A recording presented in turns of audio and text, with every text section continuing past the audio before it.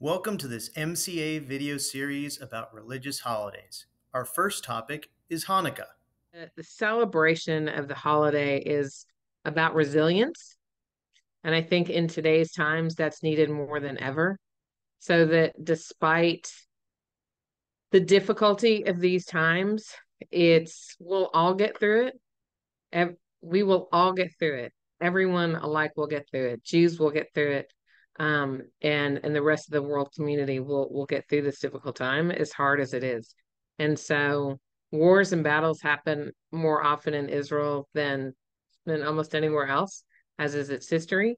And I think that the hope is that we will that all will survive and that we will come out with a better solution than what has been happening. I think that's what we're all praying for. And in this time when we light the menorah, it's about being a light into the world and then the light going up and outward, right? That's why we're supposed to put menorahs, or otherwise known as Hanukkahs. So like when you see a seven candle candelabra, that's a menorah. When you see it, that it's 8 lights plus 1, so 9 candles, that's called a Hanukkah, specifically for the holiday of Hanukkah. This is the time that we put those. We don't keep those on our kitchen tables or on the kitchen counters. We put them in the windows. We put them in the doorways because we are supposed to be a light that extends outward. Hanukkah is a celebration that commemorates an ancient miracle, actually a series of miracles that happened thousands of years ago when the Jewish people overcame the efforts of a militia of Syrian and Greek forces who were trying to wipe out the Jews. And the Jews prevailed. And it was the flight of Judah Maccabee and the Maccabean forces that were way outnumbered, but they managed to succeed in winning the battle. And the Jewish people, as a result, survived. And then there were other miracles associated with the holiday, but we're celebrating miracles and we're celebrating light.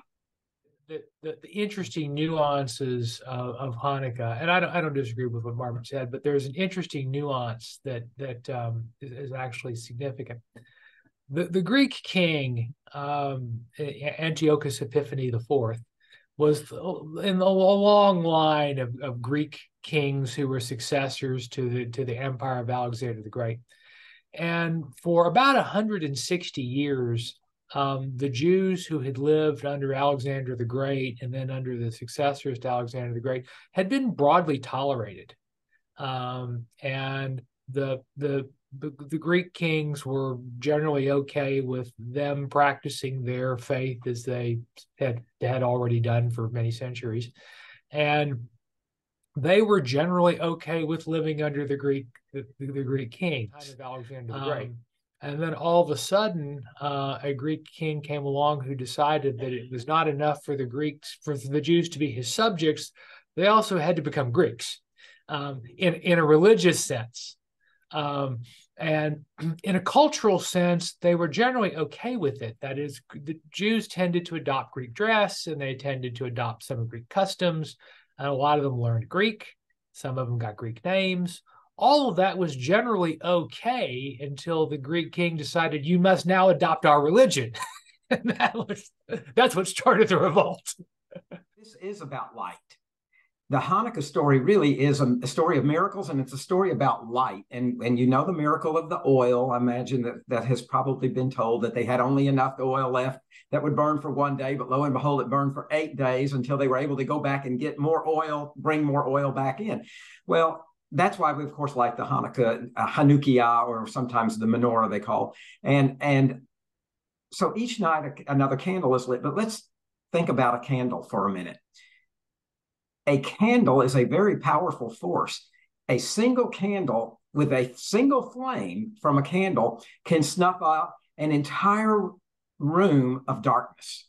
One little candle can light up and snuff out an entire room of darkness.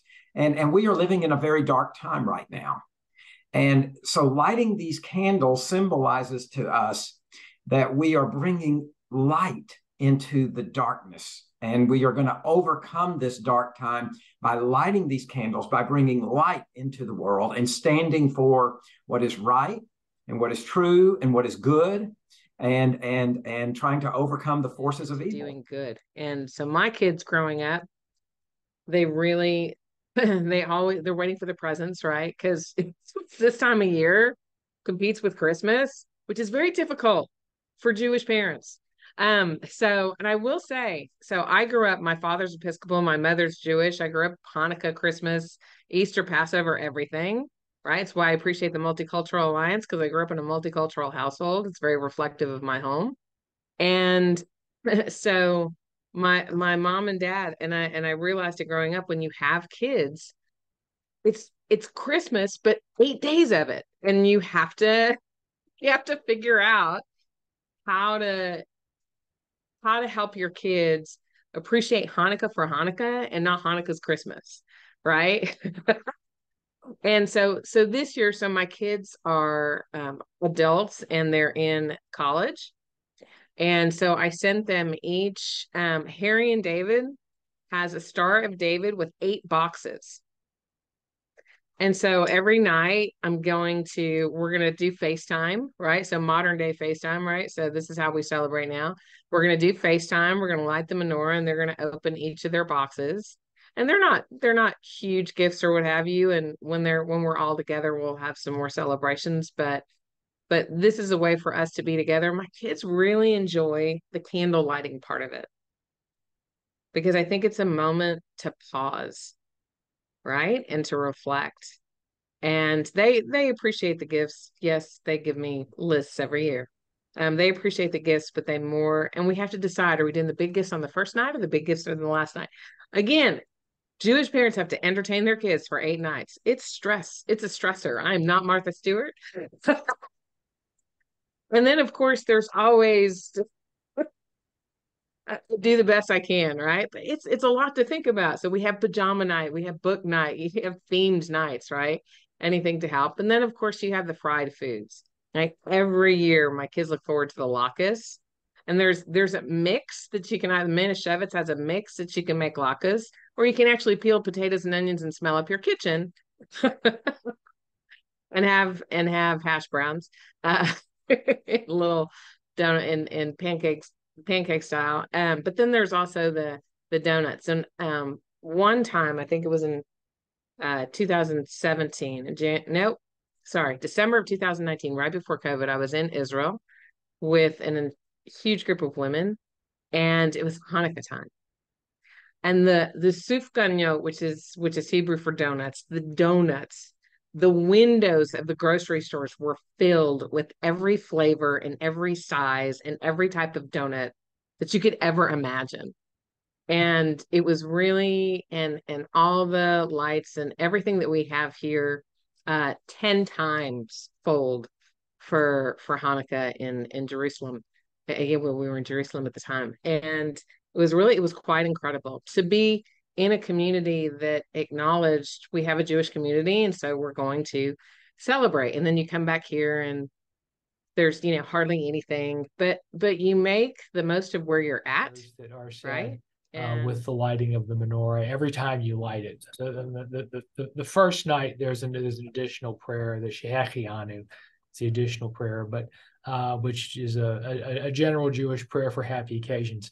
But there are 2 other prayers that are said every night that you light the menorah, the Chanukiah. And there, as Marvin said, tradition of fried food, latkes, or donuts. Sufganiyot is the Hebrew word for the donut. And the difference is latkes were the traditional Ashkenazi, Central European, Eastern European food, and the donuts were the traditional food of the Mediterranean Jews. The Mediterranean Jews didn't eat potatoes. Those of us whose families came from Eastern Europe, North and Central Europe, we had potatoes and they had, wheat. And so the tradition around the Mediterranean was donuts. The tradition in northern Central Eastern Europe was potato latkes. Yeah, but in our family, when we are able to get together in large numbers, we play a game with the dreidel that was sort of derived in our family. It's more of a it's more of a white elephant gift game than anything else. But not everyone does that. That's a family tradition. That isn't true in every family. But as Marvin said, the idea of getting the family together is important. And I have one of my kids just graduated from college last year, but I have college age kids, and so we would get everybody together by if they weren't home, we would get everyone together on FaceTime and light the Hanukkah and say the prayers together with my son in Missouri and my daughter in Austin, or daughters in Austin, and now daughter in Austin, daughter in Dallas, and still son in Missouri. In these challenging times, to acknowledge your Jewish friends and to say, I see you, I'm your friend, reach out if you need to talk, call me. So just a statement of, I acknowledge you're Jewish. I know this might be difficult, regardless of whatever politics.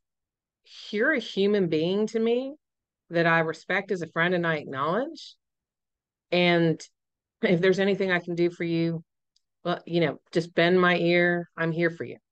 So I think because a lot of us feel the rise in anti-Semitism at this time, and I was at the TCU event recently that had that uprising during the middle of an ADL speech. In fact, we were 2 seats from it. It was literally right next to me. It was my father and then the protester that stood up in the middle of So the rise of anti-Semitism is real. And I've had more of my friends reach out to me and say, I'm here. I just need you to know that. And that provides me peace. And I welcome anybody to wish me Merry Christmas, Happy Hanukkah, Happy Holidays, because if you're wishing me good thoughts, that's coming from your heart. And I am pleased and honored to accept that. But if you do know that your friend is Jewish, Happy Hanukkah. Any holiday, there's a Yiddish phrase, gut Yantif, right? Just means good holiday. So any Jewish holiday, gut Yantif, right? So it's just Yiddish. Right? So my grandmother, good Yantif, any holiday. Thank you for watching this video from the Multicultural Alliance. Stay tuned for more content like this. Happy Hanukkah.